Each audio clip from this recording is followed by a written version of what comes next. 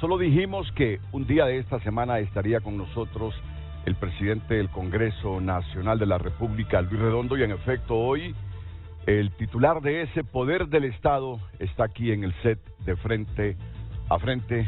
Bienvenido, diputado Luis Redondo. Es un placer tenerlo. ¿Qué tal? ¿Cómo está usted? Bien, gracias, Renato. Contento de estar aquí compartiendo con usted y todos los auditores este día. Me acompañarán esta mañana dos periodistas. Nuestra jefa de coordinación y redacción, jefa de información y redacción de TN5 Estelar, Telma Mejía. ¿Qué tal, Telma? ¿Cómo estás? Muy bien, Renato. Gracias, un placer estar aquí contigo, con el presidente del Congreso. Y el periodista de Tu Nota, Alex Flores. Alex, bienvenido. Buenos días. Buenos días, Renato. Buenos días, presidente. Pues aquí para conversar con el presidente del Congreso sobre diferentes temas y en medio de situaciones, problemas cíclicos, crisis nuevas del país. Muy bien, muchas gracias. Ya los conocí a ambos, ¿no? Tanto a Telma como a Alex. A Alex no, pero a Telma sí. Un gusto, Alex. Pues Alex es un destacado periodista de tunota.com por muchos años. Se destacó también en diario El Heraldo, así que lo tenemos de compañero hoy para hacer las consultas que dice ya días le quiere hacer. Bueno, interesante. Pero antes, Luz Madrid, Lucecita Madrid con el título del programa. Siempre con esto iniciamos en Frente a Frente. Buenos días, Lucecita. Muy buenos días, licenciado Renato, a nuestros invitados, televidentes. El tema del día en pantalla, recuerde que puede opinar a través de nuestras redes sociales, @Frente a Frente HN, y a través de nuestro WhatsApp 9773-6065. Para usted, ¿cuál es el principal reto que tiene el presidente del Congreso Nacional? Recuerde opinar a través de redes sociales. Frente a Frente presentó el tema del día.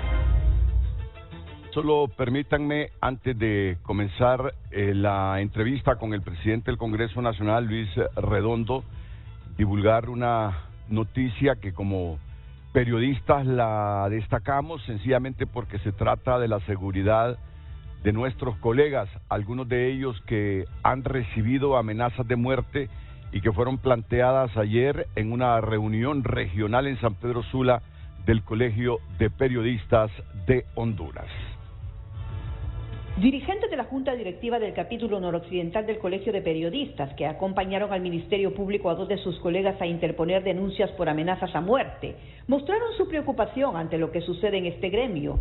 En este comunicado explican cómo esta situación se ha agravado ante la ausencia de una política de asistencia y protección para grupos vulnerables que incluyen a los periodistas. Es una situación complicada donde queda en evidencia la vulnerabilidad de los comunicadores y de los periodistas acá en el país. El llamado que nosotros estamos haciendo y parte de lo que hemos hecho saber en este comunicado es que las instituciones que tienen que velar por la seguridad de todos tienen que hacer su papel. No tenemos un mecanismo de protección, está de nombre pero no está funcionando. Necesitamos un Ministerio de los Derechos Humanos, una Secretaría de los Derechos Humanos que realmente se pronuncie al respecto. Las amenazas contra estos dos periodistas de la zona norte abarcan a sus familias y por eso se pide actuar con prontitud. Cada vez son más delicadas y son más fuertes. En el caso de la colega nos ha tocado sacarla de emergencia de su hogar para poderla llevar a una casa de seguridad donde el Colegio de Periodistas, ante vernos huérfanos, que no tenemos un ente que en realidad nos proteja y que donde podamos sentir el respaldo, entonces se asumió esta responsabilidad el fin de semana. Entonces por eso nosotros hacemos un llamado enérgico a las autoridades, a quien corresponda. Recientemente, una delegación de la Comisión Interamericana de los Derechos Humanos visitó el país y entre las observaciones preliminares precisamente señalan lo alarmante que resulta la situación de violencia contra defensores de derechos humanos. En los primeros 4 meses del 2023, 8 murieron violentamente. Además, la Oficina del Alto Comisionado de las Naciones Unidas registró más de 60 agresiones, entre los que se incluyen a periodistas. Nosotros tenemos y manejamos una estadística que la liberamos siempre cada año, salió el año pasado, pero actualmente nos mantenemos en reserva para mencionarla porque la peligrosidad que esto corresponde y a lo que esto lleva, porque son casos todavía que están vigentes. Entonces tenemos una reserva en ese sentido a la hora de platicar del tema. Ante estas dos denuncias, en la Fiscalía se aduce que se le dará el seguimiento que corresponde. Lastimosamente es en el mes del periodista. Esperamos que esto no sea un efecto colateral, que vengan otros a interponer denuncias, que únicamente sean por ahora estos dos colegas, y esperamos que se pueda en su momento dar respuesta a las mismas. El Colegio de Periodistas llama a la Secretaría de Seguridad y al Ministerio Público a realizar las investigaciones inmediatas en este y otros atentados de comunicadores sociales. Bueno, lamentamos esto que le está pasando a los dos colegas de la región noroccidental y esperamos, tal como lo planteaba en su nota Zulma Thomas, la pronta investigación para esclarecer la fuente de estas amenazas que tienen dos colegas periodistas. Una de ellas, estoy viendo que es grave la situación. La Casa de Seguridad, el CONADE, porque en uno de los mensajes, por lo que escuchaba yo, le mandaron a dar todos los detalles de su familia, de sus hijos, de su esposo, dónde trabajaban, los horarios de sus escuelas y todo. Entonces consideró CONADE llevarla a una casa de seguridad. Alex. Pues yo creo que esto refleja el grado de desprotección que están los periodistas. Yo creo que todos en algún momento hemos vivido algún tipo de amenazas y solo en ese momento realmente vemos el grado de desprotección que hay para el gremio. Por más mecanismos que existan, difícilmente el periodista recurre a ellos también, porque tiene miedo de que estén infiltrados, porque las amenazas son fuertes. Entonces, ¿cómo pedirle a que el periodismo cumpla su labor con este tipo de amenazas? Principalmente, le digo, se siente desprotegido el periodista cuando es sometido a una amenaza. Sí, en el informe que trajo la misión ahorita de la CIDH, en el apartado que tiene que ver con libertad de expresión, más o menos genera como una serie de actores que han sido casi que en los últimos 20 años los protagonistas en cuanto a la intimidación de los periodistas, que están las acciones del crimen organizado, narcotráfico, los actores de corrupción y los actores ligados al gobierno, ¿verdad?, o los distintos gobiernos. Han sido como la tendencia de los tres actores, y lo que estaba diciendo ayer en la amenaza del colegio, lo que te viene a decir es que sigue siendo el periodismo un ejercicio de alto riesgo en este país, y así lo dice Reporteros Sin Fronteras, que en su último informe del Día Mundial de Prensa, el 3 de mayo, dijo que hemos caído 4 puntos más todavía de lo que caímos el año pasado. O sea que es como de ponerle mayor atención a una escalada donde el ejercer el periodismo en este país es de alto riesgo, pero también en todo lo que tiene que ver con Triángulo Norte. ¿Qué puede hacer el Congreso? Bueno, el Congreso está en deuda con nosotros, qué bueno que está el presidente aquí del Congreso, porque tenemos pendientes, las reformas en el Código Penal, ¿verdad?, que se han comprometido, el tema de los delitos contra el honor, que no es impunidad a los periodistas, sino que pasar de la penalización carcelaria a llevarlo al ámbito civil, que no hay otros mecanismos. No significa que los periodistas debemos quedar impunes por los excesos que cometamos, ¿verdad? Eso no es así, pero sí tiene que garantizar, porque ya la doctrina y las relatorías de libertad de expresión dicen que pena carcelaria para un periodista, para un ciudadano, es una intimidación al ejercicio de libertad de expresión. Y la libertad de expresión es un derecho que nos atañe a todos, es un derecho que la sociedad ha delegado en los periodistas, pero que cada vez está cobrando más fuerza y la ciudadanía está haciendo como mayor demanda de este derecho. Bueno, iniciamos con esta demanda, aprovechando hoy la presencia en el set de Frente a Frente del presidente del Congreso Nacional, y un asunto que desde diversas directivas del Congreso no se ha abordado, no se ha debatido en el Congreso, cuál es la despenalización de estos delitos. Diputado Redondo. Renato, Alex, Telma y el auditorio de Televicentro, también a los periodistas que de la costa norte donde yo soy, de Cortés, han puesto esta denuncia. Esto es un tema integral, no es solamente una cosa. Nosotros podemos venir y despenalizar, o podemos venir a hacer reformas a la parte del Código Penal donde habla no solamente de los delitos contra el honor, sino que algunas otras cosas, pero también tenemos que ver otros elementos. De nada sirve que nosotros hagamos cualquier cantidad de leyes mientras los órganos que son operadores de investigación, de justicia, no hacen su parte. Entonces hay una parte complementaria que tiene que hacerse desde el Ministerio Público, otra parte complementaria que tiene que hacerse de la Corte Suprema de Justicia, Y eso es lo que hay que ver, hay que poner sobre la mesa, pero también hay que ver otra parte. Lo dijo el mismo Carlos Martínez en su entrevista, de que el colegio no les había dado una respuesta. Pues también el colegio de periodistas debería dar alguna respuesta, porque tienen algunos mecanismos, algunos reglamentos a lo interno de ellos, que yo creo que hay que poner en una mesa todos estos elementos para poder buscar una solución que no sea venir y hacer reformas de leyes. Sin embargo, el tema de la reforma de ley del Código Penal, donde están los delitos contra el honor, está pasando por un proceso de investigación de una comisión que lleva varios meses haciendo una investigación exhaustiva y va a presentar ante el Pleno y ante el pueblo hondureño la información detallada de qué fue lo que se hizo en todo ese proceso. Y ahí incluye el tema de los delitos contra el honor. Y hay que recordar, cuando se hacen estas reformas, qué estaba pasando en ese momento. ¿Qué ocurría en el momento que se hacen reformas? Porque en el Congreso antes las reformas que se hacían no eran casualidad. Se hacían por situaciones que estaban pasando, digamos que en la cosa pública del país. ¿Cuál es su criterio del ejercicio del periodismo en Honduras, presidente? Primero, necesario. Creo que es necesario. Creo que también están pasando por un proceso donde la tecnología, los tiempos están demandando otro tipo de transmisiones. Ya antes nosotros buscábamos a través de los diarios impresos cuál era la noticia de la semana, la noticia del día. Hoy no, hoy hay programas como este en televisión, luego las redes sociales, además de eso otras alternativas que están en las redes sociales, que son diferentes segmentos los que tiene identificados en la población, y todo esto son retos que tendrían que llevar, a mi juicio, a que se pueda modernizar. Ya el ejercicio del periodismo requiere de constante actualización en este sentido. Hay un tema que es extraordinario, del cual yo he sido parte, de temas de autorregulación. Nosotros mismos estamos implementando esos temas de autorregulación en el Congreso Nacional, que también son parte de la cosa, de la ética, de la cosa que hay que hacer dentro del gremio periodístico, y que también abarca o debería incluir a todos los periodistas que son independientes o que van surgiendo también con bastante fuerza, llámese los influencers, entre otros, que hacen algún tipo de periodismo, que puede ser a través de diferentes mecanismos y diferentes herramientas multimedia que hay.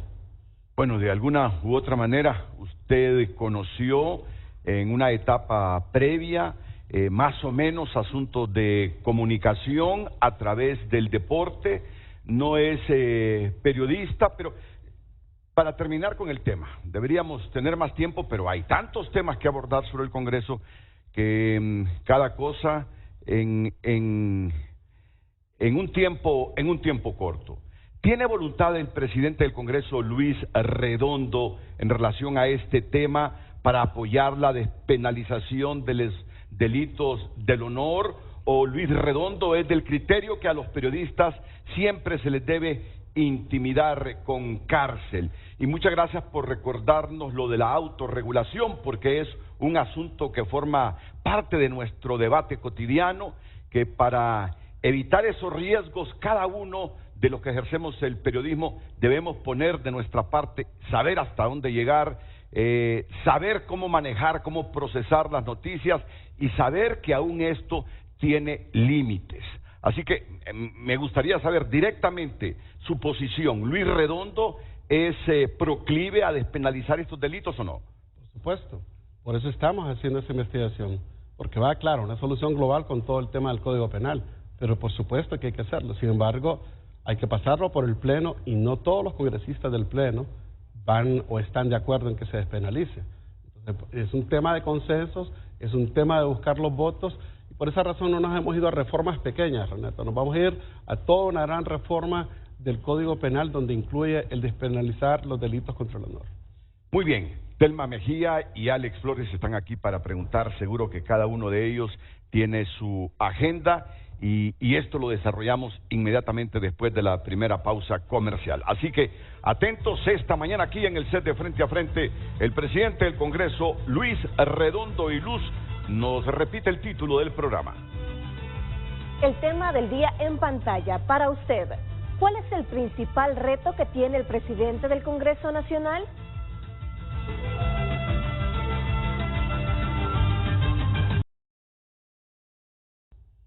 Bueno, entendemos todos que cuando le dicen Luis XIV, lo que le quieren decir está manejando como un rey dictatorialmente ese Congreso Nacional. En las autocríticas que se hace cualquier presidente de un poder del Estado como es el legislativo, ¿a qué conclusión llega Luis Redondo? Bueno, en primer lugar, yo recibí una ley orgánica que solamente se puede cambiar con 86 votos. Que la ley orgánica en sí es una ley que tiene amplios o le da amplios poderes a quien es el presidente del Congreso Nacional. Pero también lo que yo estoy haciendo en el Congreso Nacional en diferentes momentos es aplicar la ley orgánica. Hay que ver entonces por qué se llama o por qué se dice que hay una posición autoritaria. Voy a mencionar un caso. Se está haciendo uso de la palabra en la discusión de un artículo y si en ese momento se está queriendo presentar una moción de un tema que no es el que está en discusión y ni siquiera es una moción de orden, tengo que venir y no someter a votación o a consideración esa moción y que se está presentando en un momento que no es oportuno. Eso, por ejemplo, es una de las cosas. La otra, por ejemplo, es que si un congresista se levanta de su silla, abandona el hemiciclo, se va por 10 minutos y yo voy a una votación, en ese momento es obligación del congresista estar ahí. No levantarse. Y si vamos a votación y no está sentado alguien, en ese momento yo doy la instrucción de que se ponga la tarjeta, porque se requiere una tarjeta para que se siente alguien que vaya a cumplir con el deber constitucional que nosotros tenemos. Entonces, ¿qué ocurre? Que antes ahí, muchos de los congresistas creen que el curul son dueños del curul. No es así.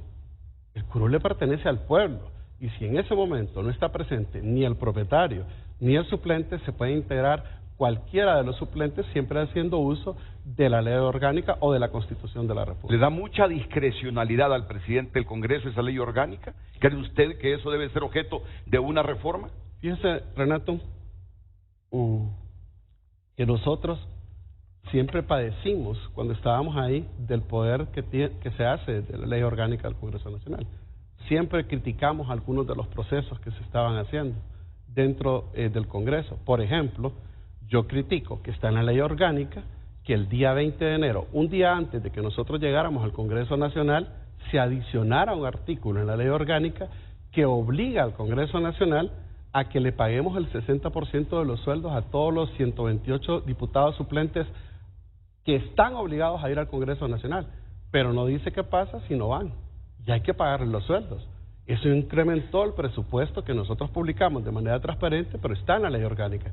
Yo quisiera derogar eso o reformar eso, pero ocupo 86 votos y le garantizo que si a mí me consiguen los votos, que solo hace falta los votos de la bancada del Partido Nacional, yo hago esa reforma. Se le cuestiona que ahora usted tiene un proceder, una conducta, un comportamiento similar a aquel comportamiento que usted mismo criticó estando en la oposición. Al contrario, lo que yo critiqué cuando estaba en la oposición era el uso de una posición de poder en el Congreso Nacional para facilitar que se hagan decretos de corrupción y garantizar impunidad.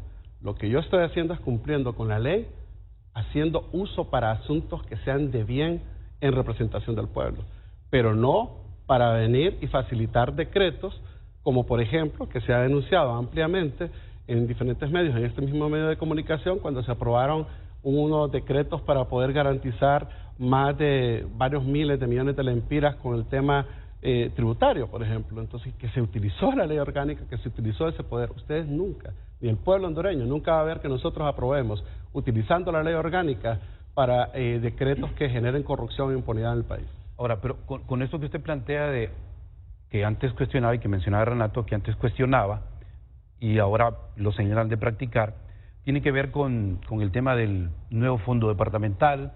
Usted planteó, por ejemplo, en 2018, cuestionó no la ejecución, si habían o no obras con estos recursos, sino que los diputados hacían política con estos fondos.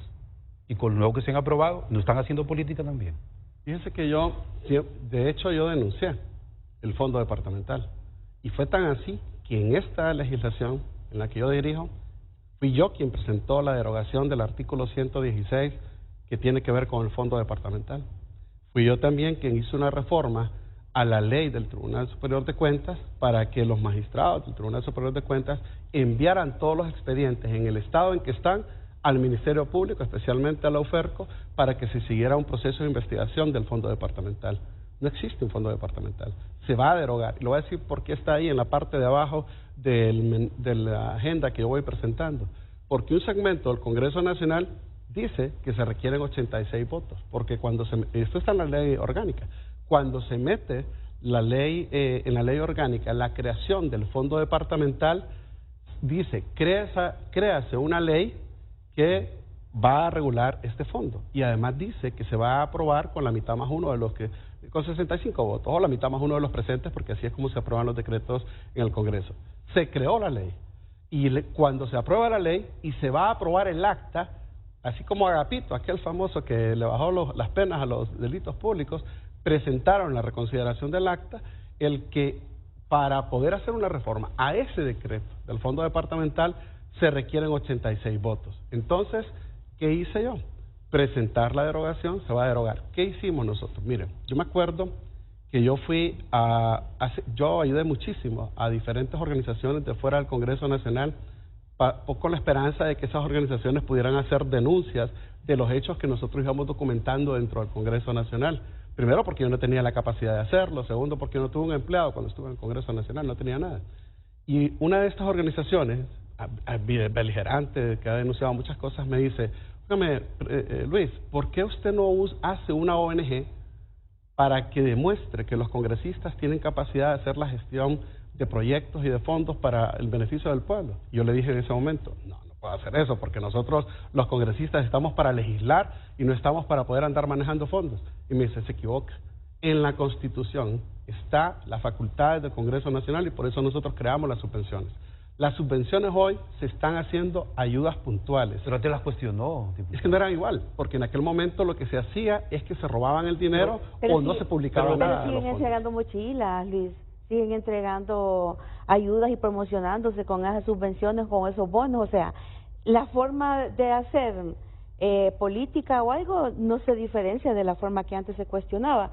Y aquí solo le quiero preguntar, como usted siempre cuando tomó, digamos, posesión de su cargo y todo, usted ha denunciado que ha encontrado un Congreso lleno de vicios y de irregularidades, incluso actos ilícitos reñidos, ¿verdad?, con la ley. Entonces usted anunció que la UFERCO le había dado potestad para que fuera a abrir o conocer algunos casos.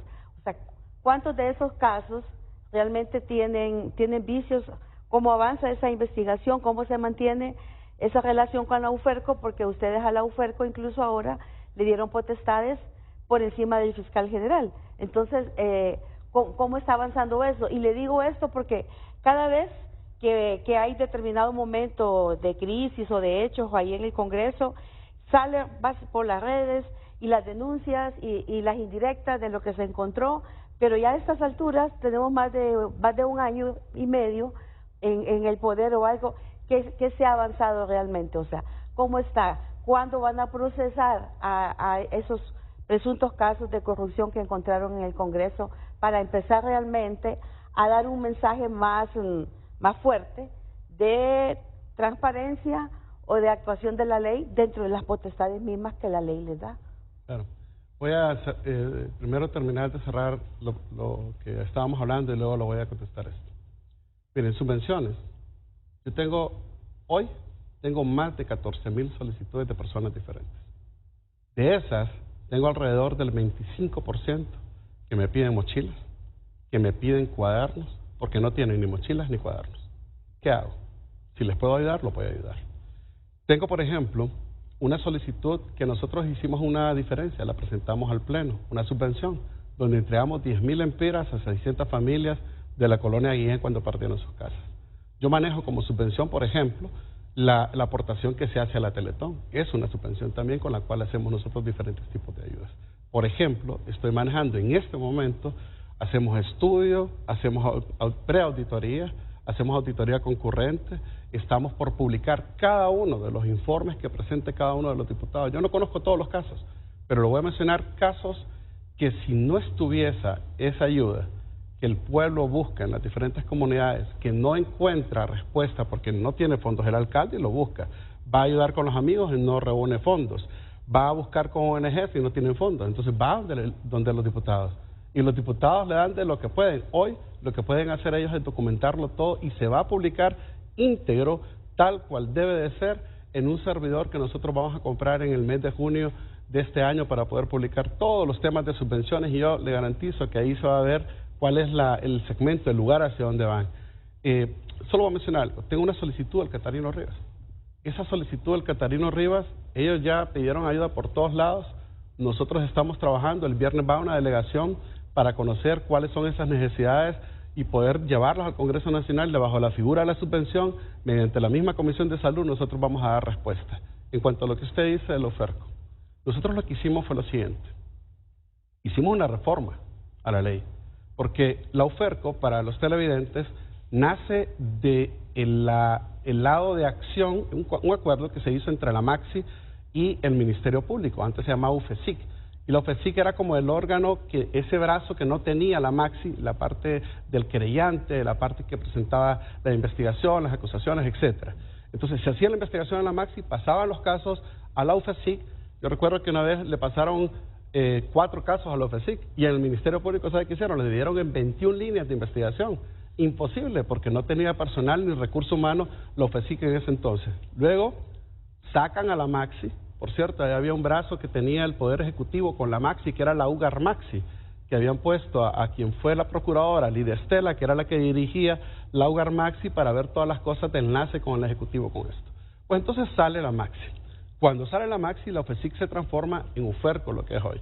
Pero dependía de un acuerdo, para que la gente que nos está viendo lo entienda, de un acuerdo interno del Ministerio Público que no le daba las mismas facultades que tenía, por ejemplo, la Fiscalía contra la Corrupción, la Fiscalía del Narcotráfico en el Ministerio Público. Lo que nosotros hicimos es, ante la posibilidad, mire, esta es la primera vez que lo voy a decir públicamente, ante la posibilidad de congresistas que habían manifestado que no iban a dar su voto para la elección del próximo fiscal, ¿y con eso qué pasa? Si no dan su voto para la elección del próximo fiscal, se recurre a la ley orgánica del Congreso Nacional, que dice que las elecciones de segundo orden o las elecciones que se hacen en el Congreso Nacional, mientras no se nombre, van a continuar en su puesto. Entonces, ante esa posibilidad, nosotros le damos las facultades a la UFERCO, que debería tenerlo al igual que las demás fiscalías, no por encima del fiscal, sino que igual que las demás fiscalías. Entonces, una vez que se le dan esas facultades, hasta que se nombre un nuevo fiscal, nosotros lo que buscamos, y lo que ha pasado es que ahora los congresistas que no querían dar su voto para la elección de un nuevo fiscal, ahora sí están de acuerdo que haya un nuevo fiscal. Entonces, a veces, cuando se hacen reformas, tienen que ver con una estrategia legislativa o de acción. Sin embargo, ya le dimos esas facultades. Y a pesar de eso, el fiscal Luis Santos ha estado esperando que del Tribunal Superior de Cuentas le mandaran los expedientes de otra reforma que nosotros hicimos. ¿Y qué ha pasado ahí? Que se han tomado atribuciones por sí mismos con sus propios análisis y no han mandado esos expedientes.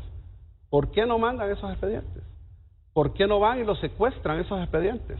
Por ejemplo, ha pasado que el mismo fiscal, hay que leer los tweets de él, dice, 4 años haciendo una investigación de un caso y una juez vino y en poco tiempo tiró el caso a la basura. Entonces, ¿por qué no denuncia a los jueces? Los fiscales tienen la acción de denunciar a los jueces que están cometiendo delitos. ¿Por qué no lo hacen? Le voy a decir la respuesta. Porque 10 jueces que sean denunciados por el Ministerio Público, solo a 2 se siguen los casos y los otros 8 salían. Por eso hay que hacer cambios. ¿Cuál es la parte que hace el Congreso Nacional para ayudar y contribuir en esos cambios? En cambiar una corte. Es lo que vamos a hacer ahora con el proceso del fiscal general también y adjunto.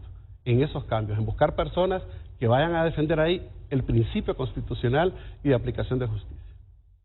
Seguramente Telma tendrá una repregunta sobre esa respuesta que ha dado el presidente. Yo quiero terminar con el asunto que planteaste, Alex, sobre las subvenciones. Porque cuando leo publicaciones de los millones de lempiras que gasta el Congreso Nacional en ese tipo de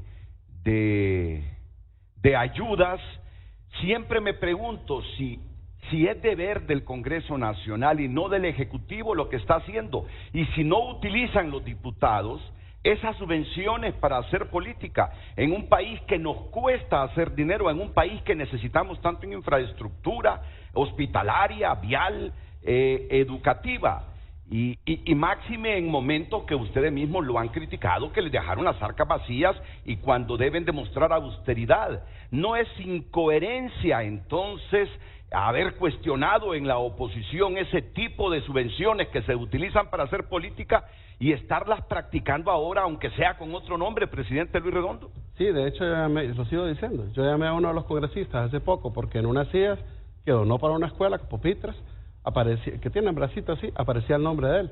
Y me dice, presidente, pero ese no lo hice con subvención, me dice, lo hice con mis propios fondos. Y no lo hice con subvención. Y lo primero que hice fue al auditor que tengo interno, que es el que está revisando eso, revíseme a ver si es cierto eso, y así fue. Entonces, si él lo quiere hacer por su lado, que lo haga. Pero hay cosas que nadie sabe. Si usted ve, hay un video, creo, en YouTube, de un lugar que se llama Maranguila. Yo tengo, desde 1996, hago brigadas médicas odontológicas, ayudo a personas, cualquier cantidad de personas.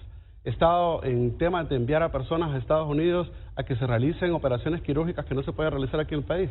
Renato, búsqueme una publicación mía. Una publicación que diga, estoy ayudando para promocionarme en algo. Yo ni siquiera sabía que iba a estar en política, porque esa es mi mística. El tema ahí es que le doy la gracia a Dios para servir en ese sentido. Ahora, ¿qué pasa con los diputados? Que en este momento, con las subvenciones que se están ayudando, en casos puntuales, le puedo decir que de todas las liquidaciones que se están revisando en este momento, no hay una tan sola que haya una publicidad, que haya una promoción. Sin embargo, le digo algo, es constitucional. Los diputados, por supuesto, que pueden, además de hacer esto, ejecutar proyectos, gestionar proyectos. ¿Y qué ocurre en el departamento? Le voy a poner un caso. Hay una diputada, gracias a Dios, extraordinaria, que tiene solicitudes para poder transportar personas que están en gracias a Dios, para traerlas a tierra firme a que las puedan atender. ¿De dónde cree que sacaba ella el transporte? El combustible, porque lograba conseguir con la policía o las Fuerzas Armadas el transporte. Es su dinero, y ahí lo sacaba esa diputada. Yo le voy a dar subvenciones, aplique eso para que lo puedan hacer, porque eso se requiere. Mientras vienen las soluciones del gobierno central, que ya están en agenda algunas cosas de esas, hay que hacer esto, porque la gente allá en las comunidades, ¿a quién cree que ve? Al diputado. ¿Y sabe dónde lo ve? Lo va a buscar a la casa. Va a la casa de él y dice, diputado, necesito un tornillo para una operación de mi hijo. Y el diputado se ha tenido que bolsear. Hoy el diputado tiene la oportunidad legal de demostrar que sí se puede hacer. La diferencia entre antes y después es lo siguiente en pocas palabras. Antes se lo robaban. Hoy nosotros vamos a demostrar que sí somos capaces de hacer eso y esos manejos de manera honesta. Ahora, el problema es que al final uno se da cuenta que se lo roban hasta que viene una misión internacional y empieza a explorar, a investigar y profundizar. Miren, que haga política un diputado, eso es coherente, si prácticamente es un cargo político, pero que hagan dinero con sus propios recursos, no utilizando los recursos públicos. Esto siempre se ha prestado para la corrupción. Ahora posiblemente usted nos diga, es transparente, les aseguro que nadie está robándose ese dinero. El problema que nos damos cuenta, le insisto en esto, hasta que viene un organismo así independiente y empieza a hurgar, explorar, y nos damos cuenta que sí lo utilizaron para otros menesteres. Y con esto finalizo. Lo puede decir la Constitución, lo puede avalar la Constitución, pero la Constitución nació con ese error porque desde siempre hubo políticos que dijeron, utilicemos recursos públicos para hacer política en nuestros pueblos. Y es deber de los que han visto esto, tratar de corregirlo y denunciarlo. Pero a la larga, Luis, todo lo que se está demostrando entonces es que seguimos con esa política asistencialista, ¿verdad? De apagar el fuego y dando, digamos, duplicando los roles de los poderes del Estado, que deben ser independientes, ¿verdad? Entonces el poder legislativo o es para legislar, ¿verdad? O es para andar donando, y los diputados autopromocionándose, entre diputados serios, medio serios y los que intentan ser serios, que uno lo ve por las redes. Es una promoción casi abierta, ¿verdad? De campaña y de adulación. Entonces es hacer de la ayuda social casi como un favor, y es casi como burlarse de la necesidad de la gente. Pero en esa técnica asistencialista, digamos, lo que estamos viendo es una falla estructural del Estado. En el tema de salud, digamos, usted dice, tengo una petición de Mario Catarino Rivas que son hospitales que están como el hospital de escuela, ¿va? Pero no es, ¿le compete al Congreso resolver eso o le compete a la Secretaría de Salud? Le compete al Poder Ejecutivo hacer las políticas públicas necesarias para eso. Y ahí entonces, ¿cómo hacemos el papel de complementar los poderes del Estado, pero sin que el uno y el otro se vean que están haciendo asistencialismo, ¿verdad? Y que están, digamos, de una u otra manera lucrándose de la necesidad y de la salud del pueblo. Yo entiendo que hayan dudas, entiendo que haya interrogantes, entiendo que hayan cuestionamientos y señalamientos, eso lo entiendo. Y lo entiendo porque antes se robaban el dinero, pero antes pasaba algo. Antes nadie se daba cuenta de las subvenciones o del manejo de los fondos departamentales, porque antes era en lo oscurantismo. Antes eso era oculto. ¿Qué estamos haciendo nosotros? Publicando hoy cada centavo y cada cosa que se está haciendo. Pero eso no quiere decir, como usted lo dijo, que garantice que el fondo que se va a entregar o que se va a hacer para un patronato, para una escuela que se va a construir, para una sociedad de padres de familia, pueda ser empleado de manera honesta. Por supuesto que no lo garantiza. El que lo garantiza es el proceso que nosotros hemos diseñado. Esto no es que vengas aquí y me pedís algo, sino que hay un proceso interno que tiene un manual, que tiene auditoría, que tiene una parte de transparencia y que compromete que si el congresista no liquida el fondo ese, no hace el informe de lo que debe de hacer, se le va a deducir por planilla de su sueldo los fondos que se han entregado. Está ese compromiso, pero tampoco eso garantiza. Lo que va a garantizar es la veeduría que nosotros internamente están haciendo. ¿Sabe por qué? Porque si un diputado, cualquiera de los 256, comete un error, que puede pasar, y que lo cometiera, ese diputado, a quien van a señalar es al presidente del Congreso Nacional. A quien van a señalar es a quien está dirigiendo el Congreso, porque así ha sido. La diferencia entre el proceso anterior y el proceso que se está haciendo ahora es que son cosas puntuales. Nosotros, tiene razón Telma, nosotros no vamos en ningún momento a suplantar el papel que hace, por ejemplo, algunos de los ministerios, algunas de las instituciones del Poder Ejecutivo. Primero, porque no tenemos la capacidad económica de hacerlo. Estos son proyectos que si no se hacen, tendrían que esperar. Voy a volver a citar el caso del Catarino Rivas. Tiene que esperar. ¿Qué tiene que esperar? Vamos a hablar jurídicamente, porque es lo que nosotros hacemos leyes.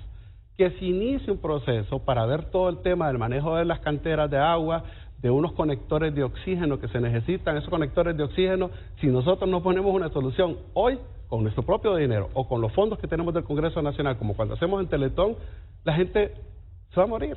Entonces, ¿qué hacemos? Esperar a que una ley de contratación del Estado, que me lleva a meses de aprobación, se aplique, o a esperar a la reforma que vamos a hacer, que se está trabajando con esto Lamón, Edmundo Orellana, al mismo Congreso Nacional tenemos un equipo para poder agilizar este tipo de acciones. O hacemos esas pequeñas cosas, porque son limitadas. Nosotros no podemos hacer proyectos de gran envergadura. El más grande que hicimos fue el de la colonia Guillén, cuando llevamos a 600 familias con 10.000 lempiras a cada familia. Es el más grande. Pero por ejemplo, el caso específico que acabo de mencionar, son cosas que requieren de solución inmediata. Y repito, la gente busca al congresista. La gente llega a la casa del congresista. Hay casas, mire, yo a veces hay congresistas que le digo, ¿por qué no tomo una foto de las filas que hacen en su casa? A veces le he pedido... Hay algunos congresistas que se les esconden y la gente lo dice. Imagínense que yo en Cortés solo he ido, el año pasado solo fui 5 veces a Cortés. No he podido ir, quisiera ir a Cortés. Entonces, para poder dedicar el tiempo que debería dedicarle. Sin embargo, sí le puedo decir, es cierto, hay congresistas, hay gente que venía antes, yo no sé ahora, pero antes yo recibí visitas desde Ocotepeque, venían aquí a Tegucigalpa y me decían, mire, yo le pido ayuda a usted porque los congresistas que teníamos nosotros allá antes, no sabemos dónde encontrarlos, porque eso ha pasado. Aquí se han elegido personas que no viven en el lugar y solo porque nacieron en el lugar los ponen de candidatos porque son populares en representación de la gente. Por eso no los hallan a muchos. Muy bien, tenemos que ir a una nueva pausa comercial. No me quedó claro si Luis Redondo es partidario de reformar esa ley orgánica del Congreso que le concede demasiada discrecionalidad a sus presidentes y que en oposición dicen la vamos a reformar. Yo escuché a muchos diputados de Libre diciendo es lo primerito que voy a proponer y que voy a presentar en el Congreso Nacional, que se reforme esa ley orgánica. Pero bueno, cuando ya se está en el poder, es una herramienta para facilitarle al presidente del Congreso, y eso es histórico, controlar a su manera y con absoluta discreción las sesiones y los procesos en ese poder legislativo, Luis. La cosa es si se maneja la ley orgánica para hacer actos de corrupción e impunidad o se maneja para poder llevar una agenda complementaria que es pública en beneficio del pueblo. Esa es la diferencia. Luis, y esta es la última porque sé que Alex tiene una pregunta. ¿Cuál es el nivel de autocrítica de Luis Redondo? ¿No percibe Luis Redondo que indistintamente de ese desgaste en el inicio de la aprobación de la Junta Directiva, donde él fue electo presidente y que ha sido cuestionada hasta el día de hoy y por lo cual se le exige al Poder Judicial se pronuncie, la figura de Luis Redondo ha sufrido un desgaste y que proviene sobre todo de su propio partido? Mire, Renato, traje aquí esto, se lo voy a dar impreso. Esto contiene un documento al que yo llamo la verdad de la Junta Directiva, cuando fue electa la Junta Directiva, las firmas de quienes estuvieron en el Congreso Nacional y todo el proceso de eso. Ahí está respondido claramente, algo que nadie ha refutado desde que nosotros lo hicimos público y que estuvimos defendiendo durante mucho tiempo cuando evitamos que se rompiera el orden constitucional, que era la intención de alguien que nunca fue criticado en ningún medio de comunicación y que cometió actos criminales por los cuales tiene que pagar, que fue el secretario de Estado en el despacho de Gobernación que tenía Juan Orlando Hernández, el señor Ayala. El manejo que hizo, lo que pretendió hacer en la sesión, y ahí está descrito, y ahí está anotado para la historia de qué fue lo que ocurrió en ese momento. Para complementar un poco la respuesta a su pregunta, nosotros, yo le mandé a producción un enlace de una noticia que acaba de salir, publicada por un medio de difusión internacional, Reuters, donde hacen una investigación, donde dentro de esa investigación concurren 2 personas que trabajan para la empresa Twitter. En esa investigación dicen que desde una empresa que está en Estados Unidos, en el estado de la Florida, en Miami, se hicieron ataques masivos a la gente de la CICIG en Guatemala. Se hicieron ataques masivos a la gente a la elección o a la candidata Xiomara Castro durante la elección. Y se hicieron y se siguen haciendo hoy día, en este mismo momento, ataques masivos también al presidente del Congreso de Honduras, Luis Redondo. Ahí le dice a usted varias cosas. Que se está pagando dinero por que se hagan este tipo de ataques masivos. Y se está también, ¿quién paga ese dinero? ¿De dónde sale ese dinero? ¿De dónde salen esos millones que se están pagando en este tipo de situaciones que están pasando hoy en día para poder deteriorar la imagen del presidente del Congreso Nacional? Además, ¿por qué? ¿Para qué? Veamos qué es lo que yo hago. He derogado leyes de combate a la corrupción. Hemos logrado nosotros los consensos y los votos para cumplir con la agenda del acuerdo bicentenario del plan de gobierno. Hemos hecho reformas que fueron cuestionadas de que no íbamos a lograr nosotros los votos y logramos los votos. Hemos hecho un cambio al declarar como un bien, un derecho fundamental, el derecho a la energía eléctrica. Hay países que en su constitución lo tienen. Hay países que hicieron, por ejemplo, dentro de su constitución que haya derecho al internet, entre otras cosas. Pero al haber hecho eso nosotros, al haber hecho cambios dentro del sector energético, como ocurrió, por ejemplo, en Los Ángeles, en Estados Unidos, cuando en un tiempo ellos hicieron en su estado un ordenamiento jurídico interno que subió la energía de $100 casi a $900. Me decía Lowe, uno de los congresistas que vino y me reuní en la Intercontinental de San Pedro Sula, nosotros, la nación más poderosa del mundo, nos equivocamos, dice. Así que cuando se hablaba o se cuestionaba de esas decisiones, ¿pero a quién afectó esas decisiones? ¿A quién afecta cuando yo salgo y hice una denuncia que la puse Ministerio Público, CNA, Maxi, la llevé hasta la Comisión Interamericana de Derechos Humanos por el retardo malicioso en la aplicación de justicia, donde denuncié todo lo que se aprobó el 20 de enero del 2014, un decreto, solo un decreto que está ahí, tiene 99 contratos y contratas, por Dios. Ese día no se hizo sesión. Las sesiones terminaban el 19 de enero y el 20 de enero aprobaron 67 decretos. Uno de esos decretos, cuando no había sesión, cuando no había gente, cuando no se votó, tiene esos 99 contratos y contratas. Usted no tiene idea cómo me invitaban a mí a cafés algunos amigos que estaban relacionados en el sector privado con estos contratos de energía que yo no sabía que estaban relacionados, porque yo denuncié el acto jurídico legislativo, pero cuando usted va a ver la persona jurídica, cuando usted ve que son capaces de agarrar el mismo contrato y darle copy-paste y meterlo para tener llave en mano proyectos de decreto de generación de energía, usted puede entender entonces de dónde posiblemente puedan salir, pero también los fideicomisos. Cuando nosotros derogamos los fideicomisos que pasan a una caja única y que el Estado de Honduras no conocía los manejos que se hacían y la corrupción que se hacía en muchos de ellos. O lo que estamos nosotros por hacer en este momento cuando tenemos en agenda un proyecto de decreto de justicia tributaria donde se han hecho sendos actos de corrupción.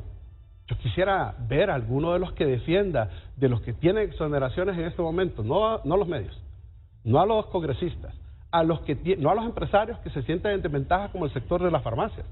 El sector farmacéutico dice, ¿y cómo es que hacen estos otros de tales farmacias que nosotros por más que hacemos no podemos bajar el precio de los medicamentos? Por supuesto, porque tienen exoneraciones. Hay competencia leal, hay concentración de mercados, hay un tema que se llama antitrust, que evita el tema de concentraciones de mercado. Por eso es que les gustaba controlar la Comisión de la Libre Competencia, porque desde ahí se garantizaban complementariamente este manejo de situaciones. Entonces vuelvo a la respuesta, porque le podría dar más ejemplos. Pero vamos a las sedes. La ley de las sedes hoy no existe. No debería existir nada contra estas estructuras criminales que se ampararon en un ordenamiento jurídico que era inconstitucional y que era de público conocimiento. ¿Y qué ocurre? ¿Qué pasa con aquellos que más adelante se va a conocer? Porque todo tiene una razón de ser. ¿Por qué no ahora? ¿Con la Fiscalía actual? ¿O esperamos uno nuevo? Yo creo que es mejor esperar uno nuevo.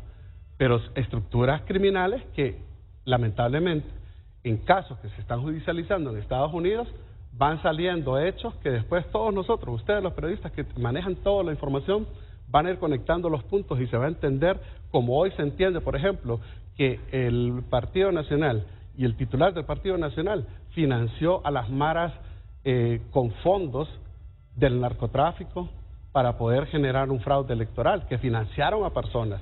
Renato, nosotros sabemos los nombres, sabemos quiénes son esas personas. ¿Y sabe qué es lo triste? Pusimos las denuncias.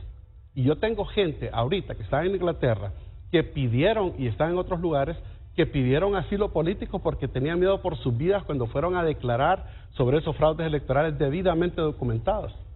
Dice que cuando lo llevé a la Maxi, Jiménez Mayor me asignó a mí a unos fiscales que eran de Colombia para documentar todo el proceso. Allá llegaron a San Pedro, a mi oficina, trabajamos durante semanas documentando todo el proceso del fraude electoral. A los 2 meses la Maxi ya no estaba. Entonces, ¿qué ocurre? Que si hemos tocado y hemos modificado cosas y nuestro comportamiento desde antes ha sido ahora, y ahora que saben que nosotros tenemos solo un pequeño poder, ¿cuál es el poder que tenemos? La agenda del Congreso. Pero las decisiones del Congreso se toman con 128 diputados. Y yo debo reconocer que he tenido en más de 50 decretos el acompañamiento por unanimidad, en un hecho histórico que nunca había pasado, de diputados de todas las bancadas, por unanimidad. Yo debo reconocer que tanto el Partido Nacional y Liberal, que algunos de ellos, no todos, participaron en la creación de las sedes, por ejemplo, dieron su voto para derogarlas. Debo reconocer que hay apoyo y ha habido apoyo en diferentes decretos. Entonces, como hemos hecho estos logros y como hemos afectado intereses de los que estaban cómodos, porque aquí el problema de Honduras que había es un problema que por más leyes que hiciéramos, era la impunidad. Y mientras haya impunidad, en Honduras no va a haber ninguna solución. Luis, perdón, pero si usted se autoevalúa también, ¿verdad? Como lo está viendo, y Renato le preguntaba, bueno, hay que ver internamente alguna autocrítica o algo que se está haciendo bien o no, pero usted, bueno, tiene una autoevaluación de 100, ¿verdad? ¿Qué es, dentro de los desafíos un poco del programa aquí, qué está impidiendo entonces que avance en esa agenda legislativa de país? ¿Por qué, digamos, no se avanza en el tema de los temas de país, de las reformas electorales? ¿Cuándo vamos a tener el tercer magistrado en el Tribunal Superior de Cuentas, digamos, si queremos avanzar? Estamos en una institucionalidad deteriorada, perfecto, pero ¿qué hay que ir construyendo? No podemos seguir llorando sobre esa institucionalidad, ¿verdad?, que está deteriorada. Tenemos que levantar y construir. O sea, ¿qué está impidiendo entonces a Luis Redondo y su directiva avanzar en esa construcción de consensos en la Cámara Legislativa para que podamos ver, digamos, sesiones donde no se apruebe el Día de la Baleada, el homenaje a tal, que es válido? Pero creo que el país siente que hay temas más de fondo, que hay temas de país que debe tocar el Congreso, más allá de las subvenciones constitucionales, que fue la idea que le dio esa ONG. Al final le dijo, ahí está en la Constitución, use la subvención. Pero aparte de eso, o sea, ¿qué está impidiendo que usted siga? O es el desgaste en este corto tiempo de 15 meses que ha hecho que ya Luis Redondo no genere consenso ni siquiera para aprobar iniciativas, mociones que solo requieren de mayoría simple. Me parece que es un punto importante que analizar. Alex va a plantear otros que me gustaría los trasladaras ahora al público, a don Luis Redondo, para que lo responda luego. Bueno, en un principio, con esto que último me mencionó, usted dice, tengo los nombres de la gente que fue sobornada para el proceso electoral. Sí. ¿De qué niveles son? Están hechas en denuncias y obviamente no se dicen públicamente por razones obvias, pero sí están hechas las denuncias, grabaciones, documentación técnica, todo, absolutamente todo. ¿Cuánto se pagó? No sé los valores de cuánto se pagó, porque hay que hacer los trazados de transacciones, algunas de ellas pudieron haberse hecho en efectivo, yo lo desconozco. Es como que me preguntara, Alex, cuánto se estaba pagando en los montos de eso de la noticia de Reuters a Estados Unidos allá en Miami, no lo sé, pero le puedo decir algo. Mire lo que yo diría, con ese caso específico. Hace poco en Estados Unidos hubo una investigación por un presidente que tuvo alguna influencia de otro país en el tema de las elecciones. ¿Y qué está pasando aquí? Exactamente lo mismo. Una empresa de otro país influenciando las elecciones y metiendo en la matriz mediática digital de redes sociales temas para querer influenciar sobre lo que usted menciona, el desgaste, lo demás, que ya le voy a responder eso. Entonces, no sé, pero sí le puedo decir que cuando nosotros hicimos eso, recuerdo que lo hicimos en el sótano de un hotel, metimos con gente que estaba aterrada para poder hacer eso. ¿Sabe cuáles son las decisiones que había que tomar sin tener poder? El que yo le garantizara, le daba confianza a esas personas de hacer las denuncias porque estaban dentro del proceso, el que yo le garantizara sacar del país, no solo a la persona, sino que a sus familias. Había que garantizar eso. ¿Y sabes qué pasaba? Nadie les ayudaba. Ni siquiera lo pudimos hacer a través de los mecanismos de protección como lo que están buscando los periodistas ahora, porque está arcaico, porque hay que fortalecerlo, porque eso se requiere de dinero, por eso hay que hacer reformas tributarias. Por eso hay que hacer un montón de cosas y no meter más impuestos, sino que hacer que haya justicia en este sentido. Entonces, ¿qué había que hacer? Buscar a como diera lugar y, ¿sabe qué? Bolsearse para poder sacar a esas personas a que vayan a la deriva a saber cómo vivir en otros lugares. Esa información se hizo oportunamente. ¿Fueron sobornadas las máximas autoridades del Tribunal Supremo Electoral de ese momento? Yo presenté acusaciones criminales contra el Tribunal Supremo Electoral, los llevé a juicio político, dije por qué los llevé a juicio político, presenté denuncia al Ministerio Público, en la Maxi, en el CNA, y nunca obtuve respuesta. Por eso fue que me fui a la Comisión Interamericana a denunciar el retardo malicioso en la aplicación de justicia, y que, por cierto, siempre lo voy a decir, se tardó 2 años en decirme la comisión de que no aceptaba eso porque no había demostrado cómo agoté internamente las acciones, pero sí lo demostramos. Si eso lo preparamos con abogados conocidísimos, René Dantomé, Maribel Espinosa, Jorge Cálix, los 4 fuimos a presentar eso. Pero bueno, el retardo malicioso de aplicación de justicia también está en la Comisión Interamericana. ¿Qué piensa el público? Después de la pausa comercial tendremos la sección para que sus pensamientos, sus preguntas, sus disensos planteados con respeto a la dignidad humana, usted los expresa aquí en nuestro programa. Queda una respuesta pendiente. ¿Por qué hemos llegado a un momento en que prácticamente está paralizado el Congreso Nacional, que no pueden reunir ni los votos necesarios para hacer una mayoría simple?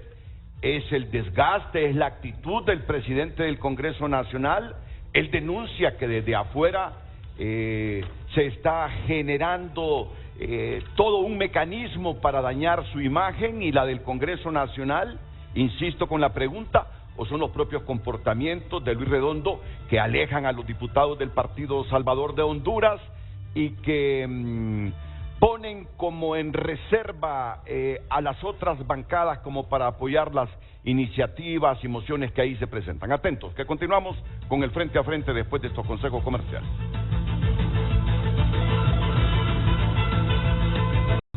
Gracias por compartir su opinión a través de @FrenteAFrenteHN. Honduras luchando comparte. El reto es recuperar el Estado de Derecho luego de 12 años de dictadura cachureca. Ya avanzan los trabajos, pero el compromiso es grande. Claudia comparte, el reto que tiene es luchar contra un sistema de corrupción que ha estado por años solo dañando al pueblo y con una bancada nacionalista que solo apaña todo tipo de actos de corrupción. Alberto Bermúdez comparte a través de Twitter, a diario se enfrenta a siempre buscar lo mejor para el pueblo. Enfrentarse a los delincuentes del Partido Nacional no es fácil y con la verdad el presidente Redondo les está poniendo un alto. Marce Moncada, uno de los retos que se tiene en el Congreso es poder lidiar con la oposición, ya que cualquier ley que se quiera dialogar, la oposición se opone a todo. Mana MD comparte, el mayor reto que tiene es derogar todas esas leyes que impiden la llegada de la Sisi, pero también es el legislar con el pensamiento puesto en Honduras y no en sus propios intereses o los intereses de Mel. Edgardo Mejía, el principal reto de Luis Redondo es no ser un achichincle de los poderes oscuros en Honduras, ni de los de izquierda ni de los de derecha. Debe presentar las leyes vitales y que quede demostrado quiénes están a favor de Honduras y quiénes en contra, que se caigan las máscaras. CENH comparte ratificar el protocolo facultativo de la CEDAW y aprobar la ley integral en contra de las violencias hacia las mujeres, integral y tal como le exigimos las mujeres. Reformar leyes para incluir la perspectiva de género como la de municipalidades y la ley orgánica de presupuestos. Continúe enviando sus comentarios a través de @FrenteAFrenteHN. Redes sociales fue presentado por La Curazao. Mamá y yo juntos, cada momento. El mejor regalo con precios insuperables. Por compras al crédito te regalamos la prima. Me dice un televidente, ¿en dónde dice la Constitución que los diputados fueron electos para administrar recursos? Luis Redondo miente al querer justificar el asistencialismo y eso es grave. En la administración pública manejar recursos es algo delicado y sujeto a auditorías. Ya nos están verificando el artículo constitucional donde se permiten estas subvenciones y de la que se vale el Congreso Nacional históricamente para utilizar dineros públicos a través de los diputados y hacer cosas que le corresponden al Ejecutivo. O como en el pasado, embolsarse el dinero público. Y así muchos mensajes que los vamos a dar a conocer después de la pausa comercial, donde también tenemos muchas preguntas interesantes sobre los retos que tiene el Congreso Nacional y este problema de ahora, donde se les está dificultando inclusive, no el quórum, sino las mayorías simples, no digamos calificadas, para aprobar iniciativas, reformas constitucionales, reformas de leyes secundarias y hasta mociones. Atentos. El de ahora, qué cinismo decir que no quise integrar comisiones cuando el año pasado me sacó de la Comisión de Finanzas, de la que era miembro alterno, por mi posición contra endeudamientos innecesarios. Sí, mire, no me molesta. Yo realmente estoy con más de 256 opiniones todos los días de todo tipo, solicitudes de todo tipo, y no puedo llevar al tema personal ese tipo de comentarios, sobre todo porque somos políticos. Usted recuerde antes, yo fui acusado por Salvador Narrala en el Ministerio Público, cuando teníamos el Partido Anticorrupción.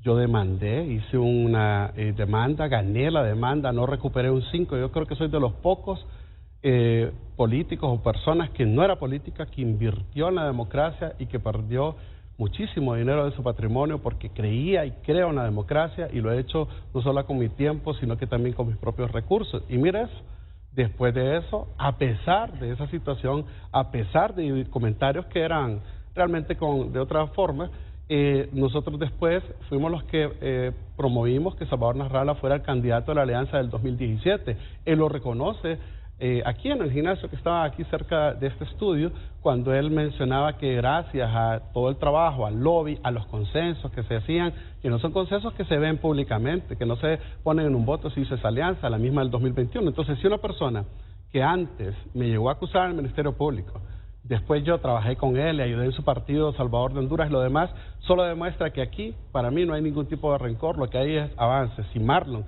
se quiere sumar a votar coherentemente y en favor del pueblo, y no a través de posiciones políticas mezquinas, pues él está bienvenido para que pueda ser parte de eso. Sin embargo, le voy a decir sobre lo de las comisiones. Miren, ¿qué artículo es? Le voy a mencionar, el artículo 205, numeral 37, es el que se utiliza para el tema de las subvenciones. Pero le voy a decir algo de Marlon. Yo le voy a pedir, tal vez en estudio, que pongan una nota que le mandé al jefe de bancada del Partido Liberal sobre ese comentario de Marlon. Yo les envié a ellos dos cosas recientemente, porque estamos en la época de la tecnología, yo soy ingeniero en sistemas, que me llenaran un formulario donde me ponían cuáles son todas las comisiones que querían integrar. Entonces, Renato, ¿qué hago yo si el tipo no lo llenó? No la quiso llenar, él pudo haberla llenado. Si no la llena, no lo pongo en ninguna comisión, aunque yo tengo facultades para poderlo colocar. La otra cosa es que casi no va a sesiones. Entonces, ¿qué puedo hacer con personas que no me van a aportar nada en alguna de las comisiones? Eso es por un lado. Por otro lado, no solamente se han creado nuevas comisiones, se han integrado a personas de todos los partidos políticos. Fíjese que por primera vez en toda la historia del Congreso Nacional, yo tengo integrado, hice esta infografía. Una infografía que también está por ahí, hay 229 congresistas integrados en todas las comisiones del Congreso Nacional. Nosotros hemos creado 57 comisiones, le voy a decir las nuevas. Comisión Anticorrupción, antes nadie se atrevía a crear una comisión de esa, hoy hay una comisión anticorrupción. Primero, yo decidí que la dirigiera Fátima Mena, extraordinaria en el tema de anticorrupción, que compartimos juntos en el Frente Parlamentario de Apoyo a la Maxi. Ahora este año con Yavés Avión, que también es extraordinario en la lucha contra la corrupción, que combatimos también juntos desde el Frente Parlamentario de Apoyo a la Maxi, y así los cambios que van a venir cada año. Además de esas comisiones, lo voy a mencionar datos interesantes. Fíjense que el periodo pasado del Partido Liberal, de los 22 congresistas propietarios tengo a 20 integrados en comisiones. Los 22 suplentes están todos integrados en comisiones, solo el Partido Liberal. Los demás es porque uno de ellos es el congresista y algunos otros porque no pueden, como por ejemplo, porque tienen algún tipo de permiso, en el caso de Beatriz Valle, tienen algún permiso como yo, Matthew, que está en salud, o Soto, que acaba de integrarse al Congreso, que estaba en Copeco. Entonces son situaciones que están ahí, que en realidad es crear noticias o opiniones que no son importantes ni para la agenda del país, sino que lo hacen simplemente por politicaría barata para mí. En esa línea, ¿verdad? Para seguir ahí, me preguntan si esa ley, que la Constitución habla de las subvenciones, si es necesario crear una ley para ver cómo va a otorgar esas subvenciones, así como se hizo, digamos, con el bono energético, ¿verdad? Entonces, si existe esa ley, si la va a crear o cómo se está manejando. Uno. Dos, en el caso, digamos, de las comisiones que usted menciona, y es una potestad que tiene la presidencia, como bien lo dice usted, para cambiar las comisiones, pero en el caso, digamos, de PCH, prácticamente expulsó a todos los del PCH de todas las comisiones, pero antes de hacer ese cambio, no era como necesario valorar esas comisiones, por ejemplo, en el caso de Fátima Mena, ¿verdad? La Comisión Anticorrupción, como usted bien lo ha dicho, una banderada con usted en la lucha anticorrupción, y fue sacada así de tajo, fueron cortados los asistentes de PCH, ¿verdad? Y en el caso de Fátima, pues también se le ve como que hay, desde el Poder Judicial le quitaron a la magistrada, que con una gran trayectoria en San Pedro Sula, pero digamos, ¿qué está pasando ahí? O sea, ¿hasta dónde? Si bien tiene la presidencia la discrecionalidad de las comisiones, ¿hasta dónde, digamos, en el caso del PCH no poder entender que es como una embestida contra sus propios compañeros de partido con los que usted armó? O sea, ¿sigue siendo PCH usted o se está yendo a libre, como dicen sus otros Amigos. Voy a tratar de responder porque hay varias preguntas de las que quedaron antes y voy a tratar de responder. Voy a hacerla desde ahorita con esta y después voy a ir para las anteriores. Miren, el PCH fue la única bancada que tuvo a los 22 diputados, 21, porque yo no podía estar en comisiones, en diferentes comisiones. En la actualidad del Partido Salvador de Honduras, hay 8 congresistas propietarios que están en comisiones y están 10 suplentes en comisiones. Usted hace referencia a Fátima. Fátima es una persona madura y seguro va a entender que ahora está Yavés Avión, un compañero con el que hemos estado en la lucha. Fátima fue presidenta del Frente Parlamentario de Apoyo a la Maxi, después Yavés Avión fue presidente del Frente Parlamentario, pero nadie cuestiona eso porque son cambios que se dan. Es normal dentro del Congreso que se hagan cambios en esto. Que antes las comisiones, en los periodos pasados, se las daban a personas porque con eso mantenían el control de las comisiones, es diferente. Aquí el reto nuestro es crear las comisiones, rotar a los congresistas que participen y que y hayan varias características. La primera, integración de todos los partidos políticos, en todas las comisiones. En cada comisión hay al menos un representante de cada partido político. No es fácil hacer eso. Además de esto, que algunos de estos que han solicitado ser parte de comisiones tienen algún tipo de expertise. Por eso es que se le da esta opción. En el caso de colaboradores, miren, yo lo voy a hablar en términos generales porque por respeto a los colaboradores de una empresa, de un negocio, de una institución, no me gusta referirme a nombres. Pero el año pasado, cuando yo llegué al Congreso, cuando llegué al Congreso Nacional, mandé a citar a todos los empleados. No me llegaron más de 200 de los que habían. Y los tableamos. No llegaban, no marcaban. Dejamos de pagarles y aparecieron como 30, 40. Uno de ellos tenía 15 años y le preguntamos, ¿usted con quién trabaja? ¿Qué hace? Ya sabíamos nosotros. Mire, yo soy chofer de Osvaldo Ramos Soto. Ah, pero Osvaldo ya no es diputado.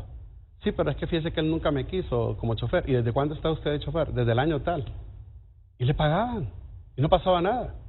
Empecé a hacer liquidaciones con audiencias de descargo, como es el procedimiento, para cada una de estas personas y se les pagaron sus prestaciones a esas personas. Hoy, el año pasado, empecé a revisar de todos los partidos políticos. Y cuando revisamos personas que tenían 22 días de no ir a trabajar, personas que cuando salían del Congreso, es que a mí quien me manda es mi diputada y aquí yo puedo salir cuando yo quiera, cuando hay un procedimiento interno, como aquí usted no va a dejar que un periodista se vaya sin un permiso, sin una asignación, es normal. Entonces, si nosotros queremos predicar y decir que somos anticorrupción y queremos predicar con el ejemplo, tenemos que verlo en casa. Mire, si usted que me está viendo quiere hacer un cambio en su vida, quiere poner orden en su vida, empiece por su cuarto, ponga orden en su cuarto primero y después ponga orden en el resto de las cosas. Entonces, ¿qué pasa acá? Tengo que poner orden y ¿sabe qué hicimos? No los despedimos, a muchos de ellos. Les renovamos el contrato por un periodo de meses y volvieron a hacer lo mismo.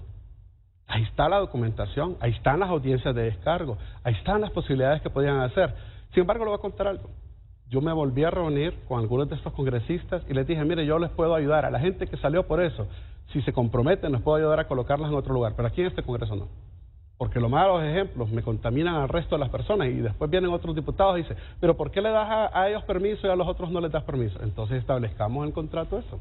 Esas son las situaciones que no se dicen. Para mí es incómodo hablar de esto porque son colaboradores que en algún momento pudieron aportar cosas en beneficio. Yo he sacado la conclusión que esas características del Congreso en los últimos meses, esa cotidianidad del Congreso en los últimos meses, donde se cuestiona al presidente por sus comportamientos en el Congreso, nos está ganando la batalla de las preguntas aquí también, cuando sabemos que hay otras temáticas de fondo en el Congreso, pero también es como un llamado de atención, es un llamado de atención hacia usted.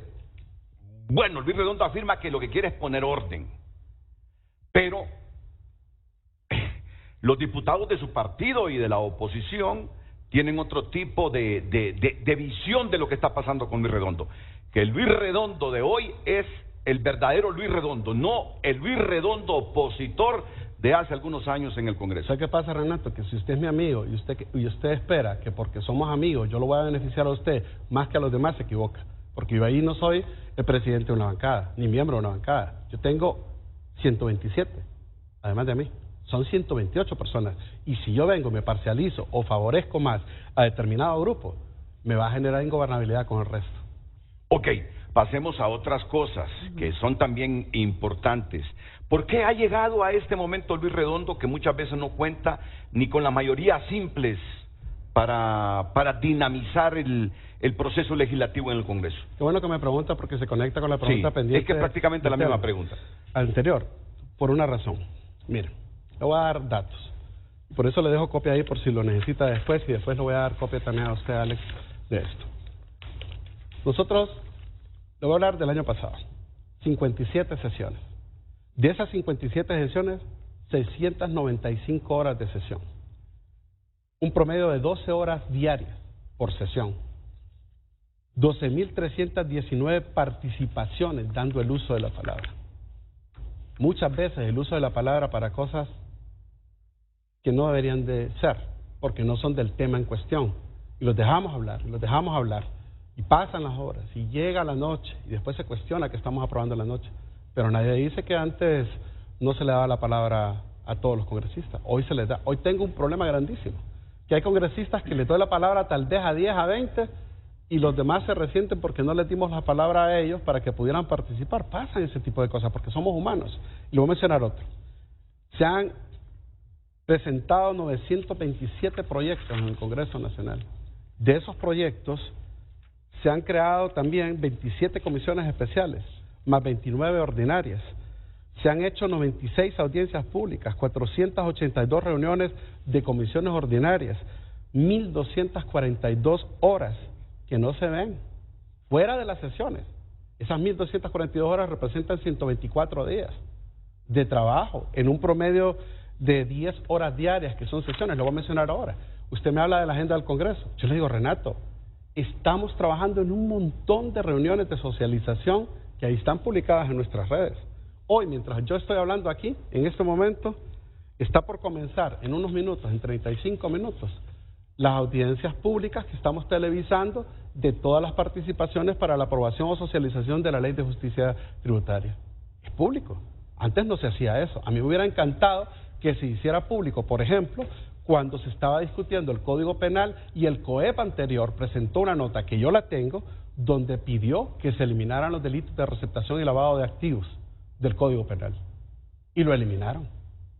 Por eso no hay tipos penales de receptación y lavado de activos. Y en la nota que mandó no hay ninguna aseveración ni ninguna recomendación de por qué eliminarlos. Yo me sorprendí cuando vi esa nota. Una nota que cuando la pedí a la Corte, al Congreso, utilizando el mecanismo de solicitud de información, la ocultaron de la Corte anterior. Pero la logré conseguir de Congreso. Entonces, cuando nosotros hacemos este tipo de sesiones, cuando nosotros tenemos más de 3.500 visitas de ciudadanos de diferentes partes, cuando nosotros aprobamos 153 decretos aprobados el año pasado, más de 200 a la fecha, cuando llevamos más de 50 decretos aprobados por unanimidad, cuando nunca antes se habían aprobado tantos decretos por unanimidad, solo le dice una situación. Allá hay consensos. Y le digo lo siguiente, sin pagar un tan solo 5. Nadie me ha dicho en ningún medio de comunicación ni en nada de que nosotros elegimos una Corte Suprema, y no es crítica, que nosotros elegimos una Corte Suprema sin pagar un tan solo 5. No lo hemos pagado y no lo vamos a pagar. Además de eso, miremos los hechos de Nueva York. Miremos los hechos de Nueva York. Hoy se presentaron pruebas donde se pagó para elegir a la Corte Suprema de Justicia por la administración pasada, para que representara intereses del narcotráfico. ¿Pasó o no? Por supuesto. Uno de los miembros que estaba en la comisión que se encargó de hacer el dictamen del Código Penal para eliminar los tipos penales de receptación de lavado de activos, solo su bufete, porque hay quienes utilizan sus bufetes para demandar al país, utilizando el poder y las influencias que tienen y los pagos que hacen para ganarle demandas y saquear al pueblo. Solo del bufete de esa persona, más de 40 personas, entre ellos narcotraficantes, librados de los delitos de receptación y lavado de activos. Esas cosas hay que decirlas. Alex. Sí, sobre el tema de la agenda legislativa, hay temas muy importantes como abordar los temas de las reformas y derogación de leyes que pide Naciones Unidas para que venga la MACI, se instale con toda la seguridad, con toda la seguridad jurídica. jurídica, ¿cuándo se van a agendar esas reformas que son necesarias? Qué buena pregunta, Alex, y le voy a decir por qué. Desde que cuando yo llegué al Congreso Nacional, creía que iba a ser fácil todo. Estoy hablando del 2014. Creí que nosotros íbamos a hacer con nuestras posiciones morales y de lucha cambios. Voy a decir que hicimos en 8 años. Nada. En 8 años el Partido Nacional a nosotros nos aprobó 7 decretos. En 8 años. ¿Sabes cuánto les aprobé yo a ellos el año pasado? En un año, 9 decretos. Ellos en 8, 7. ¿Qué hice? Empecé a anotar todos aquellos decretos que me llamaban la atención. Este lo voy a apuntar, este lo voy a apuntar. Porque, por ejemplo, en el momento sabíamos y escuchaba a los demás congresistas que decían, este es para tal acto de corrupción, este es por el tema de Federratas, este lo están haciendo porque hay una investigación de la Maxi y necesitan ellos fraguar tal cosa, como por ejemplo la red de diputados, cuando vino el pacto de impunidad, que ese sí fue un pacto de impunidad, y hicieron dentro de la aprobación del presupuesto un articulado que estuvo esperando una jueza de la Corte para después dejar en libertad a los caballeros estos que estaban en la red de diputados, que eso solo era la punta de la madeja. Decía Jiménez Mayor, solo hay que seguir la ruta del dinero. ¿Pero cuándo se va a agendar? Entonces, está agendado algunas. Fíjense que agendamos una que era crucial, contundente. La aprobamos y no la han querido ejecutar del Tribunal Superior de Cuentas, cuando deberían de mandar todos los expedientes para que la UFERCO haga lo que debe de hacer. Es decir, nosotros estamos haciendo cosas para que nuestros operadores de justicia actuales, como en el caso de UFERCO, puedan hacer su trabajo. Hemos hecho, por ejemplo, tenemos la agenda del 116. El 116, yo le quiero anunciar que ya tengo los votos para derogar el 116, que es el fondo departamental, con el cual se van a poder hacer un montón de investigaciones y que ojalá que después no digan que es persecución política. Ojalá que no lo digan. Para eso necesita mayoría simple. Para eso necesitamos tener los votos necesarios, me voy a quedar hasta ahí, para poder hacerlo ya los tengo. Por ejemplo, el 57 y el 93, que es el de receptación y lavado de activos, ¿quién presentó esos decretos? Los presenté yo. ¿Y por qué no los hemos derogado los decretos? Porque había que conseguir los votos. ¿Sabe por qué?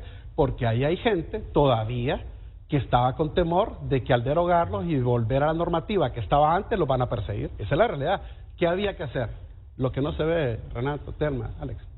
Empezar a hablar tras, no en la sesión, empezar a hacer consensos, empezar a buscar los votos, empezar a explicar cosas como esta. Si Honduras hoy no hace la derogación y la reforma del 93 y también del 57, Honduras va a pasar igual que Costa Rica ahorita a la lista gris. Pero, por lo de Gafi. Con esos problemas de consenso que está teniendo en el Congreso Nacional, va a terminar este año y no se van a aprobar esas reformas que son necesarias para Alex, para el juicio. Entonces va a pasar un año y se va a necesitar entonces seguir dialogando con las fuerzas políticas, pero se está dilatando el dígame un proceso. decreto en el que yo haya tenido problemas de consenso públicamente. Uno, dígame. ¿Por qué no se ha logrado ratificar, digamos, la derogación de las sedes? Es una reforma constitucional.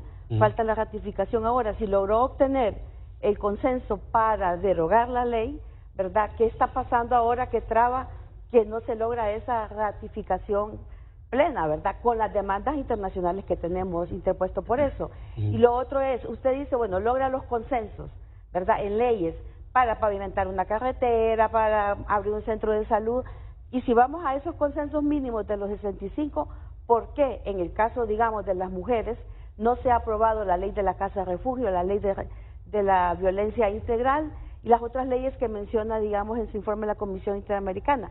Si vamos a los consensos, simple mayoría, están matando a las mujeres en este país cada 20 horas, entonces, ¿qué pasa ahí? ¿Qué tiene trabada en esas cosas de mayoría simple?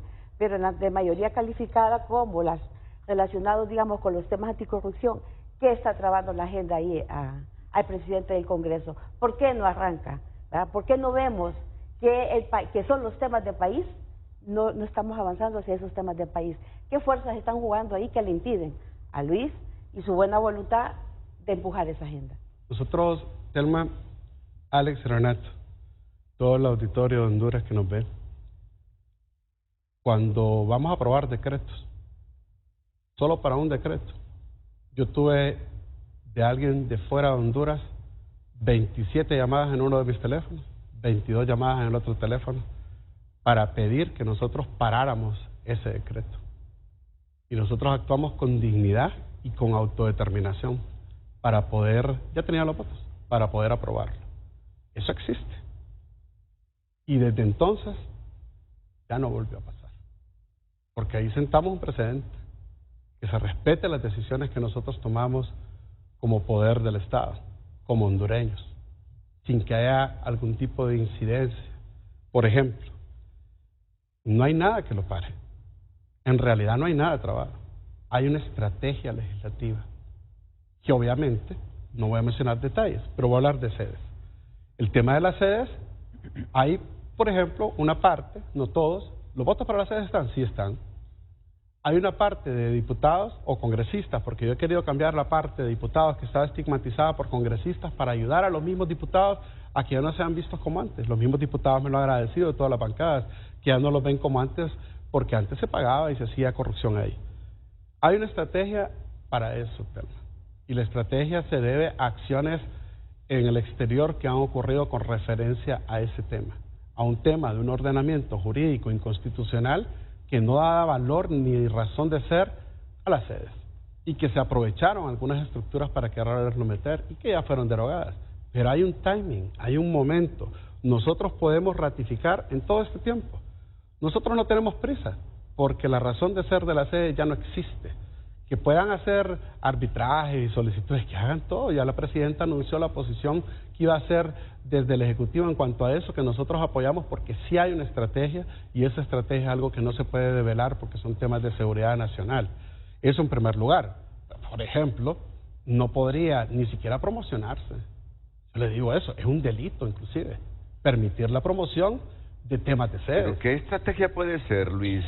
¿Acaso es temor a ese monto de perder ese juicio de 10.000 millones de dólares que dicen tendríamos que pagarle a esta gente? Te lo voy a responder así, igual que la estrategia de Uferco, que le expliqué. Igualito. ¿Sabes qué piden un grupo de diputados ahí?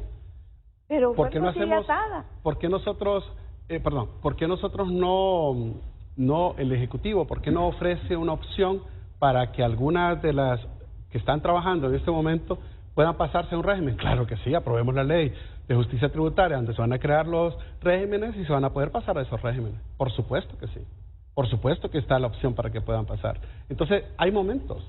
Cuando eso pase, van a poder haber cierta migración hacia ese sentido. Pero eso es promesa incumplida, porque el Ejecutivo y el Legislativo celebraron aquí cuando se derogaron las sedes, sabiendo que en la siguiente legislatura o subsiguiente, como dice la Constitución, se iba a ratificar. Y eso no se ha visto hasta el momento. ¿Sabe qué pasa? ¿Es por la ausencia de los votos suficientes, Luis? No, Renato, ¿sabe qué pasa? Que nos acostumbraron a ver que una semana antes de la legislatura pasada metían un decreto y a la semana siguiente, que solo cambiaba la fecha de inicio de otra legislatura, y lo ratificaban. No hay prisa.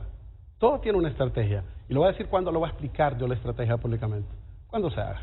Así como hoy le puedo explicar con la libertad lo de Uferco, que antes no lo había dicho. Cuando usted mismo criticó la decisión de poder haberle dado facultades a la Uferco hasta que se eligiera un nuevo fiscal, yo no le dije por qué. Pero sí, me acuerdo que le dije a uno de las personas que trabaja con usted, fuera de cámaras, la razón por qué le hicimos. Yo se lo puedo compartir, fuera de cámaras, pero es una estrategia que se está desarrollando en este sentido y hay que saber hacerlo. No hay que actuar a la carrera como se actuaba antes, porque aquí hay varias cosas que hay que hacer.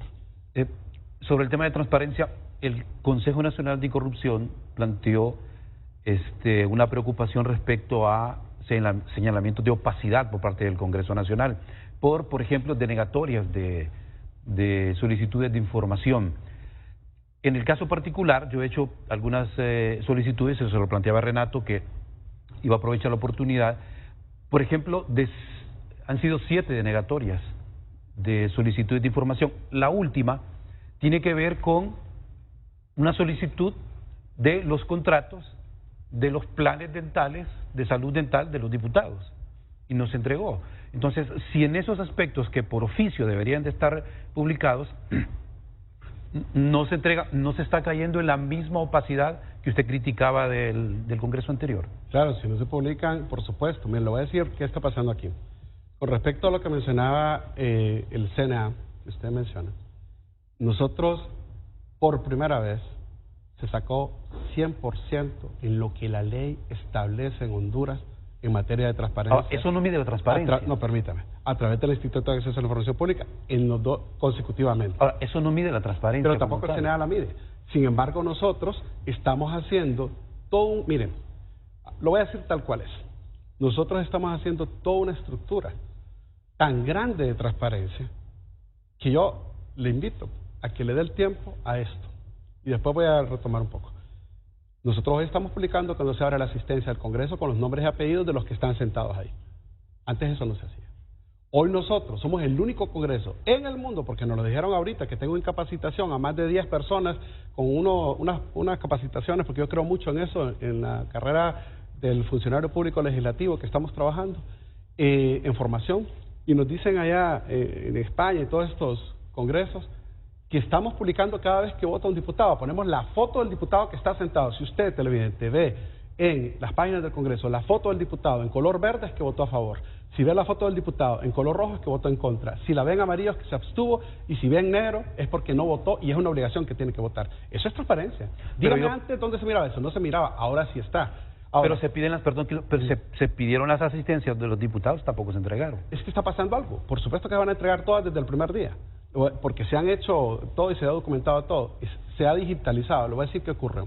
Y tengo que ser franco con esto. Había una embajada que estuvo pidiéndole posiciones a los congresos anteriores, donde les decía, pidan de que nosotros seamos parte de la Organización Mundial de la Salud. A cambio de eso, le habían ofrecido a los congresos anteriores una donación de $700,000. Esa donación, yo hice un acuerdo, y con esa donación iba a comprar los servidores. Usted sabe el servidor que hay que poner solo para subir toda esa información, porque vamos a subir documentos, porque hay unos programas y hay unas cosas, porque en el Congreso no había nada, esto no lo he dicho, esta parte, encontramos saqueado todo, no había libros contables, no había estado financiero, 48 computadoras saqueadas, formateados los discos, algunas le sacaron los discos, Alex, algunas máquinas le sacaron, le extrayeron los discos, yo encontré los discos con el prompt de DOS, yo creo que hay gente que me está escuchando que ni sabe qué es eso.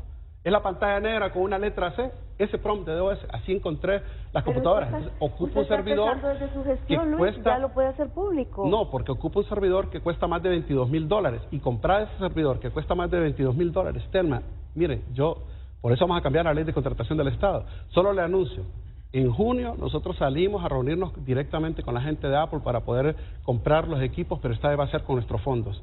Con los fondos que nosotros ahorramos del presupuesto, que es algo también histórico que nunca se había hecho, y ahí se va a subir toda la información absolutamente. En el caso de los planes dentales que usted menciona, hay un seguro en el Congreso Nacional que está en proceso de licitación. Cuando ese seguro del Congreso Nacional que está en proceso de licitación quede firme, usted va a tener esa información. Ok. Han llegado muchas y buenas participaciones del público. Gustavo Solórzano, directivo del COEP, me dice, COEP nunca ha pedido la eliminación de los delitos de lavado de activos y receptación. Todo lo contrario, recomendamos que en esos delitos existía un problema porque no se establecía el bien jurídico a tutelar, como lo es, por ejemplo, en el caso de los delitos contra la vida, el bien jurídico tutelado es la vida. Y de ahí surgen los delitos de homicidio, asesinato, etcétera. Lo único que el COEP insistió que debía eliminarse, y es público por no contar aún con los mecanismos, es la figura de la responsabilidad jurídica. Un ciudadano que se pregunta ¿por qué no ratifican ese tratado que firmó Juan Orlando Hernández con Daniel Ortega en el Golfo de Fonseca, que le garantiza a Honduras el cumplimiento pleno y total de lo que es ya la sentencia de la Corte Internacional de Justicia de La Haya? Y así, mensajes como el de Gustavo León Gómez: la inversión busca certeza jurídica, estabilidad fiscal y viabilidad financiera que permita garantizar retornos sobre la inversión. Entre más continuidad tengan políticas públicas del Estado sin depender de impulsos políticos o ideológicos de gobiernos, más atractivo es un país.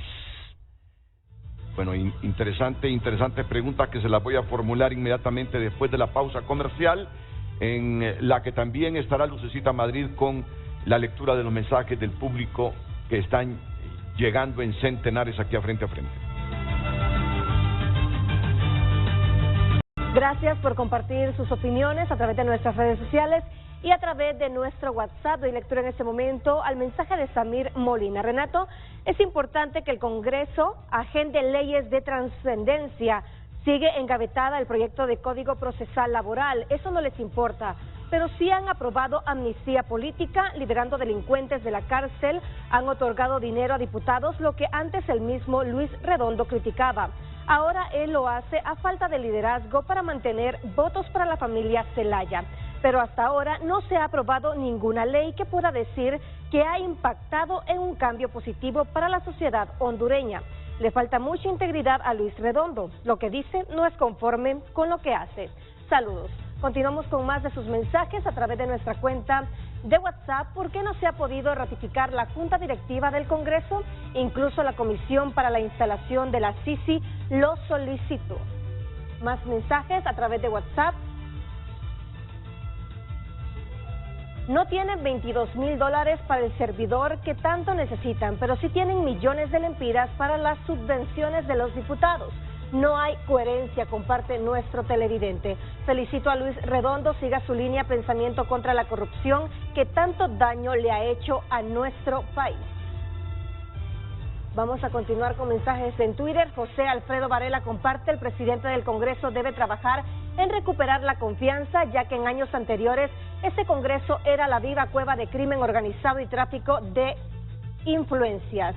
Melanie Pineda comparte: la corrupción que hay por parte de los cachurecos y todos los que están en contra de las nuevas leyes, ese es el gran reto. Denis Gómez: salir de la calificación internacional de transparencia legislativa de opaco y cerrado.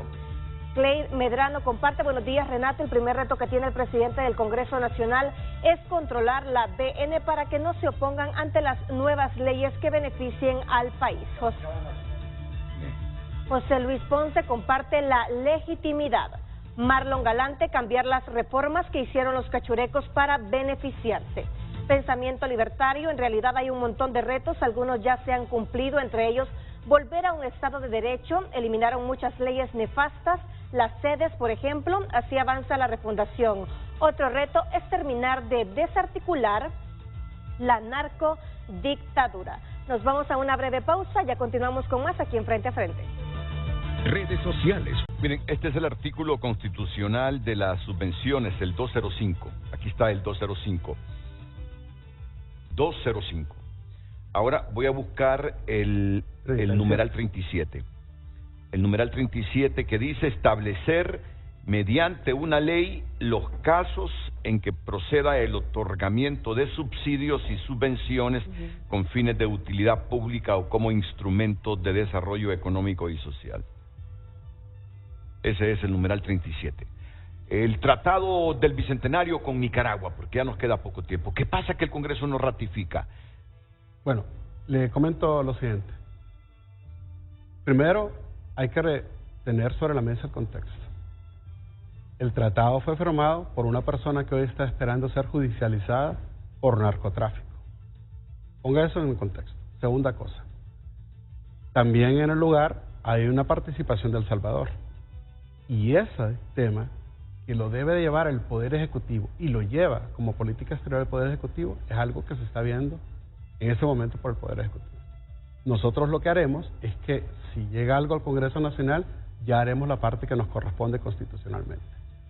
Con respecto a una... Ustedes tienen ese tratado, ¿no? Como Poder Legislativo. Va a tener que llegar al Congreso Nacional. No lo tienen todavía. Nosotros... El que firmó Juan Orlando y Daniel Ortega. Es que se mandó al Congreso Nacional la vez pasada algo sobre eso y hay algunas cosas que se tienen que revisar por el Poder Ejecutivo actualmente, porque también hay una parte que tiene que ver con El Salvador. Entonces hay que revisar las cosas bien. Bueno, pero si era este país el que prácticamente decía que no teníamos salida al Pacífico, sabiendo la sentencia de La Haya.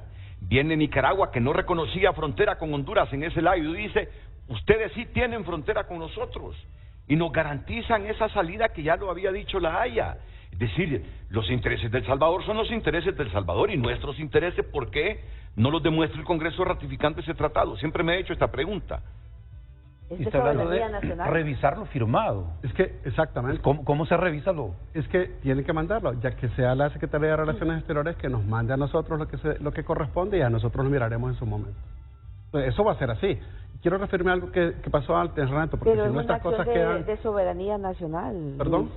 El tratado ese es una acción de soberanía nacional. Sí, pero... O sea, no depende tanto de lo que yo le pueda dar el gusto a El Salvador, si es una sentencia firme, y El Salvador lo que ha querido es quitarnos la salida al mar Pacífico, que por sentencia de la Haya nos corresponde. Es que en realidad, como dije antes, el tema de política exterior, y eso nos lo tiene que mandar la Secretaría de Relaciones Exteriores, nosotros no podemos intervenir directamente, tenemos que esperar a que nos lo manden. Es como ahora, en la gran situación de emergencia casi sanitaria que hay, por una situación que está pasando de Guatemala, que se tira un montón de basura y que llega hasta Omoa, nosotros no podemos intervenir directamente, pero sí hay pláticas de congresistas que están viendo este tema. En cuanto a lo de El Salvador, lo de Nicaragua, también ya hay congresistas que se han sentado para ver este tema, y nuestra obligación es esperar que nos venga a nosotros. Ahora, mire, yo me quería referir a algo, porque si no estas cosas se quedan y hay que decirlas. Sí existe una carta del COEP, yo tengo esa carta del COEP, donde se solicitó la eliminación de los delitos de lavado de activos, se solicitó un montón de cosas en la reforma del Código Penal, cuando se le mandó a la comisión. Y lo que vamos a hacer es que cuando se haga el informe que está preparando la Comisión Especial, ahí se van a dar a conocer toda esa documentación para que el pueblo hondureño conozca eso. Por cierto, hay un recurso de inconstitucionalidad también presentado contra el Código Penal. Ya nos mandó a pedir a nosotros, la Corte Suprema de Justicia, el proceso que es parte de lo que nosotros hacemos del Congreso Nacional para responder cómo fue aprobado. A raíz de lo que usted está diciendo, me está escribiendo en este momento Armando Urtecho, que es el director ejecutivo del COEP, y dice Armando, nunca el COEP ha pedido la eliminación de los delitos de lavado de activos y receptación. Todo lo contrario, recomendamos que en esos delitos existía un problema porque no se establecía el bien jurídico tutelar. Lo único que el COEP insistió en que debía eliminarse, y es público, por no contar aún con los mecanismos de la figura de responsabilidad jurídica. Bueno, te lo voy a mencionar algo. Le enviaremos al presidente del Congreso las notas y oficios sobre el Código Penal. Le quiero decir algo sobre eso. Cuando se haga el informe por la comisión, ahí van a ver esa nota. Pero también, nunca nadie dijo nada después de que se eliminaron. ¿Por qué nadie dijo nada? Tuvimos que llegar nosotros para agendarlo. ¿Por qué se quedaron callados? Porque fueron la parte que lo solicitó, y eso se va a ver en el informe. Ahora, le quiero mencionar otra cosa, miren. Es que una cosa son lo que se dice y otra cosa son los hechos. Entonces yo no me atrevería a decir una cosa aquí si no tuviera el fundamento para decirlo. O sea, no juego con este tipo de situaciones. Pero los voy a invitar a quien quiera el COEP cuando se empiece con el informe de cómo se aprobó o cómo se dio por aprobado el Código Penal. ¿Y qué se hizo ahí? Se eliminaron varias cosas. Se eliminaron los delitos de receptación de lavado de activos del Código Penal, no hay tipos penales para la persona jurídica, y se pusieron en las disposiciones transitorias eliminar de la Ley Especial de Lavado de Activos, y nadie ha dicho nada. Ahora, en diciembre, cuando hubo una evaluación el año pasado, yo me comprometí con el enviado del Estado de Honduras para que pusiera en la agenda y que Honduras no fuera calificada dentro de la lista gris de paraísos fiscales, como acaba de ser Costa Rica, de que iba a haber un compromiso que antes de finalizado el primer semestre de este año se iba a aprobar. La próxima evaluación es ahorita, a finales de mayo. Yo tengo, antes de finalizar mayo, tengo que derogar eso. Y por cierto, invito a todos los congresistas a que den su voto a favor, porque eso lo vamos a agendar y lo vamos a derogar. Lo que pasa es que aquí hay una reforma que hay que hacer ahí al momento de hacer esa derogación. El periodista Carlos Martínez, si tiene consensos, ¿qué proyecto de peso se va a aprobar hoy? ¿Hay algún proyecto para aprobarse hoy? Hay varios proyectos, Renato, que son de peso. Ayer estuve reunido con gente del Colprosuma que tiene una situación ahí con unas reformas. Tenemos que ver algunos temas de seguridad. Hoy tenemos una reunión a las 2 de la tarde para poder establecer la agenda que se va a dar a conocer oportunamente, porque además vamos a dar a conocer la agenda que se va a llevar a cabo desde esta semana hasta finales de mayo. Bueno, la semana pasada directivos del Congreso, de la Junta Directiva, decían, digamos, que la agenda la construye usted y el secretario, y que no la Junta Directiva, y que se la dan casi ya para iniciar la sesión. ¿Es así, o qué nivel de participación tiene la Junta Directiva en la construcción de estas agendas para los consensos que usted necesita? La Junta Directiva tiene funciones específicas que están enmarcadas en la Ley Orgánica. La Ley Orgánica establece que la agenda del Congreso Nacional la establece su servidor, y así es como se va haciendo y se ha hecho. Cuando se establecen proyectos de decreto, que son cualquier cantidad de proyectos de decreto que están en dictamen, algunos están en proceso, como la Ley de Justicia Tributaria, entre otros. Cuando se hace esa agenda, nosotros lo que hacemos es que empezamos a socializar públicamente y llevamos y construimos la agenda dependiendo de dos cosas. Número uno, que el día de la derogación estén los miembros de la comisión o el presidente de la comisión que dictaminó ese proyecto. Muchas veces yo he tenido que sacar de agenda un proyecto porque la titular de la comisión no está. Entonces hay varias variables que hay que ver ahí. Y el juez reacciona de nuevo, que enseñe la carta. Nunca hemos pedido eso. Por supuesto. Quien ha querido eliminar el lavado de activos es el actual Congreso Nacional, derogando el decreto 93-2021, y se lo advertimos a varios diputados. Puede preguntarle a Maribel Espinosa y Fátima Mena. Nosotros siempre hemos abogado porque Honduras sea estricta en esos delitos. No espere y que muestre la carta. Sí, no, claro que vamos a hacerlo con el informe que se va a hacer de la Comisión Especial. Y además de eso, es cierto, el tema del 93 y 57, que yo mismo los presenté, eso va a ser una acción que se va a derogar. Si no regresamos, muchas gracias, presidente del Congreso, Luis Redondo, espero que no sea la primera ni la última vez, que esté más seguido aquí rindiendo cuentas a la población. Solamente decirle al pueblo hondureño que nosotros, el Congreso Nacional tiene unas columnas, y las columnas que se establecieron es para que abajo esté el pueblo y arriba estemos nosotros legislando. Pues yo invito a todo el pueblo hondureño que cuando vayamos a aprobar la ley de justicia tributaria, nos acompañen en los bajos del Congreso Nacional para que vean cómo nosotros, los congresistas, vamos a acabar con la corrupción que se ha hecho en los tributos del país. No más corrupción tributaria en Honduras.